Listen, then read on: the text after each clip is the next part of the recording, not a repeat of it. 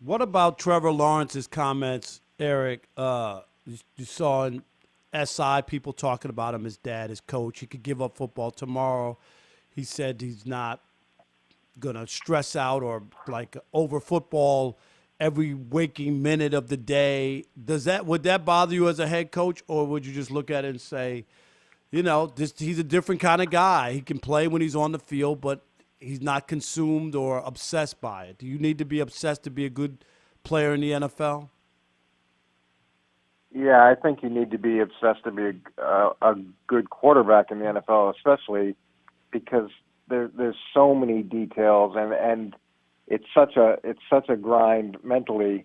Jimmy Johnson has talked about the idea of drafting guys that don't have a parachute, where he would go get some guys who if football didn't work out, they didn't have a plan B, and that constantly motivated them to be successful. And he's in a, obviously this is a different situation, but you'd love to hear the guy who is chasing Tom Brady or chasing Peyton Manning or chasing the greats. And I know he doesn't have a chip on his shoulder because he's going to be drafted number 1 overall, but you really ideally want the guy who is desperately searching for greatness, especially taking him as the first pick in the draft. But Eric, let me push back on this. This is the problem I have. Okay.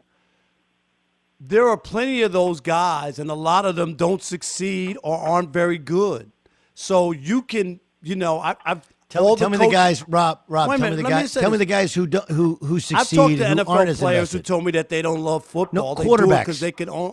Just hear me quarterbacks. out. Okay. Also, NFL coaches. Oh yeah, they don't go home. They sleep on the couch. They stay in their office. They watch film 23 hours a day. Yeah. But they don't win any Super Bowls. They don't win. They still get fired. I'm not saying that having that is a bad thing, but I don't think that automatically means you're going to be a great player because you obsess over it or it's the only thing you think about all day. That's my point, is that I think there are a lot of guys who live that life who aren't successful because they don't have talent. Well, yeah, we're assuming the starting point is talent. And when you talk about those guys, Rob, that do obsess and aren't ultimately successful with winning the Super Bowl, where would they be if they didn't obsess? Maybe they've reached the highest level that they've reached because of their obsession. And to me, I'm a big believer that talent sets the floor and character sets the ceiling. And that if you have a guy with really high character and drive, and I'm not taking anything away from Trevor Lawrence, but when you have that situation, average becomes good becomes great, and great becomes a Hall of Famer, because you're pairing up the talent with that drive, see, Eric, and that character. I think that's just PR talk. To that, if I don't say anything, if I didn't say anything, you wouldn't think anything of me. But if I go out and tell you, oh yeah, football is all I think about, and I can't whatever, then all of a sudden your whole mentality or the way you look at me changes, whether that's true or not. I could have given you a phony story if I'm Trevor Lawrence and told you that, and then you would tell me that you would think he has a chance of being the greatest quarterback ever because he gave you a phony story about how he obsessed with football, and he wasn't honest with you and told you that it doesn't matter to him. Do you see what I'm saying? No, but if you're telling me someone's lying, that's different. And I have no problem with someone expressing sincerely how they feel. I just think that maybe it's similar to an Andrew Luck situation where Andrew had other alternatives. He had other things that he wanted to do, and he decided it was time to move on from football. That's his right, and he earned that right, and there's nothing wrong with that. You're asking me from an executive standpoint or from a head coaching standpoint, do I want someone that is chasing Tom Brady? Yeah, I do. I'm not saying I want someone to lie to me, but I would like someone that has that mentality. I think that is helpful. Yeah, no, it's one of those, and even if they lie or tell the truth, I mean that's part of why you spend so much money and do background research into these guys. But Rob, I'd push back. Like you go through, and I mean, why the Rams sour on Jared Goff, right? Why they sour on Jared Goff? They soured on Jared Goff because they felt like he didn't obsess over it. He didn't obsess over it. So That he Matthew wasn't- Stafford is obsessed over it, but hasn't won a playoff game in 12 years or a big game?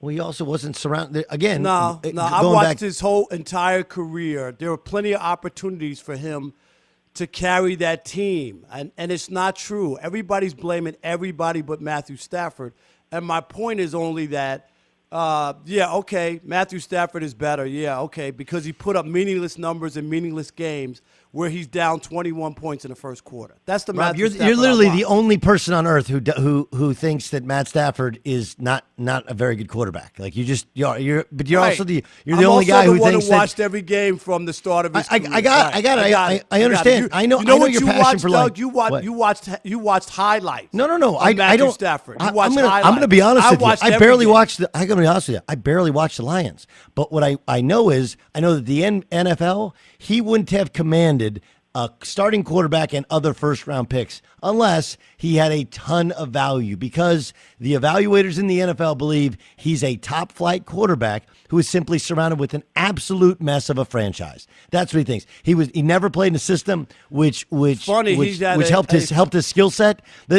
Again, ask Eric Mangini, right? Like when he played for Jim Bob Cooter, I've talked to NFL people like, dude, he played for the most rudimentary systems where they didn't even use motion. Like It's everybody's funny, Calvin static. Johnson got into the Hall of Fame on the first ballot with playing on a horrible franchise, right? But You're Matthew Stafford conflating had things. nobody. You're He had conflating nobody. things. Nobody ever said he didn't have anybody. They weren't a well-run. They didn't have a good defense. They didn't have a good running game. And- You're not winning any championships without a defense, running game, and Okay. quality I'm franchise. just- Sorry, go ahead, I Eric.